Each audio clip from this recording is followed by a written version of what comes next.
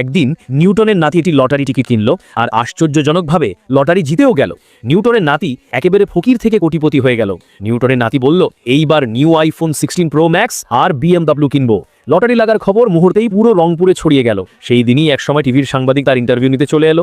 সাংবাদিক নিউটনের নাতিকে জিজ্ঞেস করলো, আমাকে একটা কথা বলুন, আপনি 11 নম্বরেই লটারি টিকিট কেন নিয়েছেন? আপনি কি জানতেন যে 11ই হবে? এরপর নিউটনের নাতি যা বলল তা শুনে তোমার হাসি আটকাতে পারবে না। কিন্তু তার আগে আগামী 3 দিনের মধ্যে তুমি কারো কাছ থেকে টাকা পাবে যদি 3 সেকেন্ডে ভিডিওতে লাইক আর চ্যানেলকে সাবস্ক্রাইব করো। 3, 2, 1. নিউটনের নাতি উত্তর দিল, আসলে আমি কুসংস্কারে বিশ্বাস করি। আজ সকালে ঘুম থেকে উঠে আমি আকাশে 5টা পাখি দেখলাম আর আজকের তারিখ ছিল 9।